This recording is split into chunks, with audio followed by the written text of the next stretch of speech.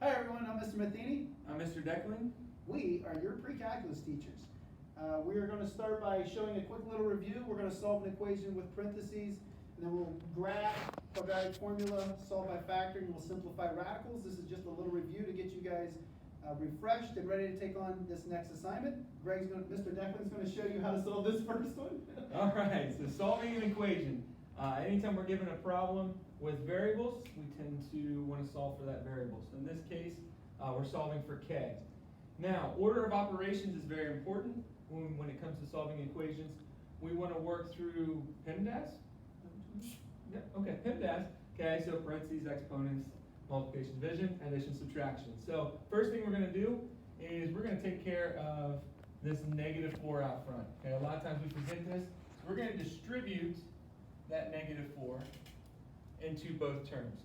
So the left side doesn't change, so we got -2k minus 22 equals, when we distribute the -4, we get -4k. Whoa, almost plus. So we got negative times a positive, so that's going to be -28. Okay. From there, we want to combine our like terms, so we want to get all of our variables to one side, all of the constants over to the other side. So I'm going to go ahead and add 4k to cancel out on the right side, and add 4k to the left. So we get 2k minus 22, still have our equal sign, minus 28. From there, we can add 22 to both sides, cancels it out on the left side, add 22, we get 2k equals -6. From there, to solve for k, the last thing is division. We will divide that 2 since it's being multiplied, cancel out from one side, divide by 2 on this side, and in fact we get k equals -3 as our final answer. Perfect, thanks Greg. Mr. Declan. We're going to do now graphing. So the first thing with graphing, it depends on how you want to do it. We're going to put it in slope-intercept form because the other ones on your worksheet, they're also in slope-intercept form. So we're going to put this in slope-intercept form. I always say there's basically 3 steps to put it in slope-intercept form. Step 1, move that x to the other side. That leaves us with -2y equals, these are not like terms, so you actually have to, you can't combine them. So it goes -x plus 4. Then I would simplify this, and then the next step would be divide by -2, divide all this by -2. -2 divided by -2 gives us just a 1, so it's 1y, or just y equals 1/2, that's 1/2 x minus 2, again, positive divided by negative is a negative. This is slope-intercept form. I guess, what was that, 2 steps? We did it quick. All right, so two steps, and then we're going to go ahead and graph it. So to graph, if it's in y equals mx plus b form, this is with a y-intercept, so we would go down 2, 1, 2, put a dot, and then up 1, right 2. That's rise over run. That's rise over run. So we're going to rise 1 and run 2. So up 1, right 2. We could do that again, up 1, right 2 more, and there is your graph. Perfect. Awesome. Thank you, Mr. Matheny.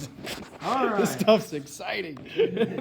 All right, only like 5 more left. On to the quadratic formula. I think there's a song for this. Mr. Matheny will sing it for you if you ask him. So here's the equation for the quadratic formula. We have a's, b's, and c's. -b plus or minus square root of b squared minus 4ac all over 2a. Now where did the a, b, and c come from? I don't know. Okay, well, we have to have our equation in standard form in order to figure out where a, b, and c are. So we're going to move everything over to one side. Whenever we're solving an equation, we want to tend to set it equal to 0. So we're going to go ahead and add the 5 over and subtract the 2r over. So we got 3r squared. If we subtract 2r from one side, bring it over here, we got minus 2r. And then we're going to add the 5 from this side, cancel from the right, move it over, so now we get plus 5 equals 0. So now we have our standard form. A is the first term of our squared coefficient. B, if I can write there, A B is the coefficient of our single term here, and then C is our constant. So now we can plug those into the quadratic formula. X equals, we've got, let's see here, negative B, so we've got negative 2. Since this is already negative, we will have a double negative here. Talk about that in a second. Plus or minus the square root of B squared, so B is a negative 2, so we got to square negative 2, minus 4 times our A term, which is 3, times our C term, which is 5. All over 2 times our A term, which is 3. Okay, so when it comes to simplifying this, don't forget your x equals, because we are solving for x here. Negative times a negative becomes a positive. So we just have 2 plus or minus the square root. Now on the inside here, we have negative 2 squared, which becomes 4. Because a negative 2 times a negative 2 would end up being positive. And then minus, so we have 4 times 3 times 5. So 4 times 3 is 12. 12 times 5 will end up giving us 60. Okay. All over 6. Okay, so simplifying from here, we get 2 plus square root of negative 54 over 6. That's good enough for right now. Okay, that'll We'll leave it work. at that. It's obviously imaginary numbers, and we'll go through that route.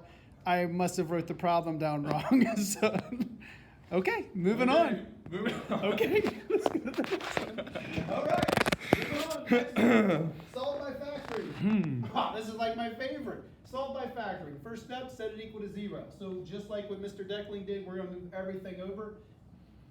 So we're going to move everything over. So n squared minus 12n plus 32 is equal to 0.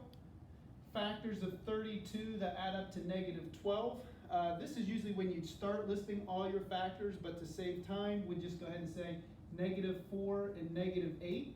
That gives me a positive 32 if I multiply them together. If you add them together, it gives me a negative 12. So then it factors to n minus 4, n minus 8.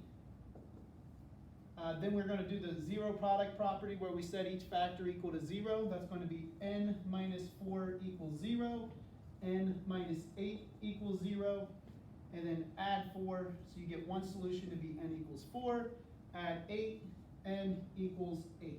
Mr. Deckler, I'm going to go ahead and take this one too while we're at it. So this one right here is simplifying radicals. We're going to break down each part. Did you get that on tape? Okay. We got that on tape. We're going to break down each one of these individually. We'll actually kind of pull it apart. So it's the square root of 75 and the square root of x squared. So we'll treat it as almost as 2 separate problems. We'll break the 75 down. The idea is to break it down so that one of them is a perfect square. So this one is going to go to the square root of 25 times the square root of 3. 25 is a perfect square. So we'll break it down to 25 and 3. And the square root of 25 is 5. And the square root of x squared. Well, with exponents, the idea is to circle groups of 2 if it's a square root. So there's actually for all of these, there's understood to be a 2 there with the square root. So we're actually circling groups of 2. Well, if you wanted to break this down, you could say square root of x times the square root of x. So there's actually 2 of them there. The quick and easy way is just to go 2 divided by that 2, and you'd be left with just a 1. So we can actually pull one of those out, so we'd have a 5x, no radical, and then inside the radical will be a 3 from this 3 that we did not touch. Final answer would be 5x square roots of 3, and that's it for us for today. Thanks, guys.